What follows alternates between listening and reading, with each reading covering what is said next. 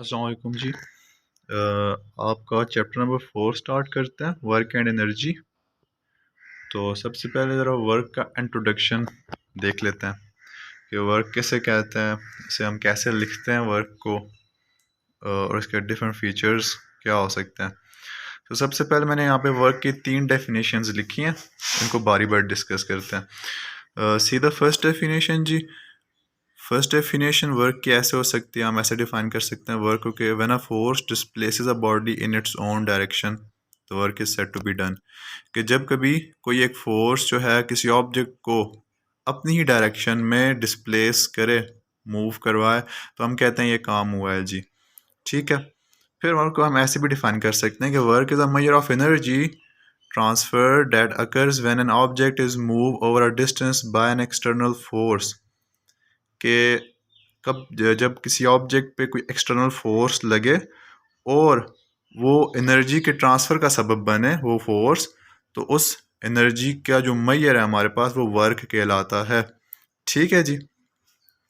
या फिर हम वर्क को ऐसे डिफाइन कर सकते हैं कि the scalar product of force and displacement is known as work. ये इसकी मैथमेटिकल डेफिनेशन भी कहला सकती है। ठीक है। अब तीनों डेफिनेशंस को ज़रा यहाँ से फिगर से भी बारी बारी हम क्लियर करते हैं। तो पहली डेफिनेशन के अकॉर्डिंग देखें, पहली डेफिनेशन ये थी कि जब कभी कोई फोर्स लगे और ऑब्जेक्ट फोर्स की डायरेक्शन में डिस्प्लेस हो तो वर्क कहलाता है ये काम। ठीक है जी।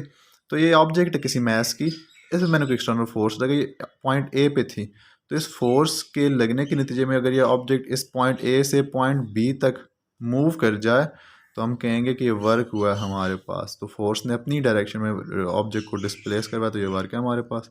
ठीक है जी। अब सेकंड डेफिनेशन अकॉर्डिंग जब हम फोर्स लगाते हैं किसी ऑब्जेक्ट पे तो एनर्जी के ट्रांसफ़र का सबब बन रहा है ये।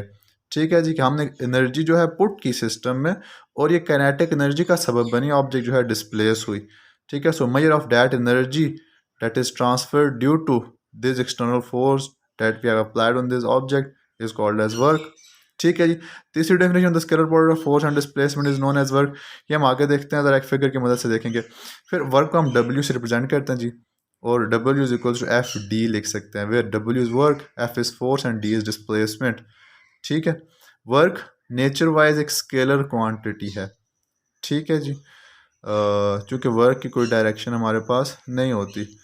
फिर यूनिट ऑफ वर्क हम लिख सकते हैं फ्रॉम दिस फार्मूला, एफ की फोर्स की यूनिट न्यूटन है और डिस्प्लेसमेंट की मीटर है। सो वर्क की यूनिट हमारे पास न्यूटन मीटर हो गई, जिसे हम जूल कहते हैं। ठीक है जी।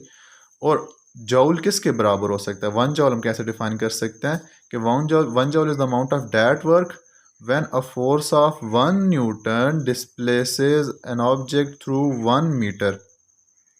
ये हमारे पास 1 जूल का काम हो जाएगा कि जब 1 न्यूटन की फोर्स ऑब्जेक्ट को 1 मीटर तक डिस्प्लेस करवाए तो हुए जाने वाला वर्क जो है 1 जूल कहलाएगा।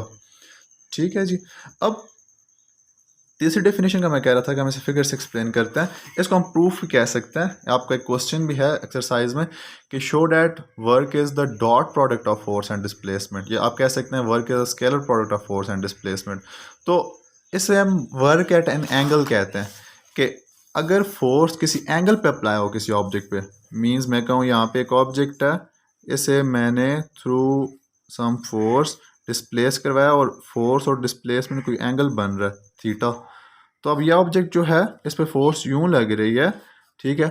अब ये फोर्स जो है ऑब्जेक्ट को डिस्प्लेस करवा रही है इस ओरिजेंटल एक्सिस पे, तो फोर्स और डिस्प्लेसमेंट में हमारे पास सर्टेन एंगल बन गया। अब force being a vector quantity can be resolve into its component. ये हमारे पास फोर्स का वाई कंपोनेंट आ गया वर्टिकल, और ये हमारे पास एक्स कंपोनेंट आ गया। तो डिस्प्लेसमेंट के साथ जो है अलॉन्ग द डिस्प्लेसमेंट जो फोर्स का कंपोनेंट है जी वो एफ एक्स है। अब हम वर्क का फार्मूला यहाँ पे लिखेंगे कि वर्क जो है वो एफ एक्स इंटू डिस्प्लेसमेंट है।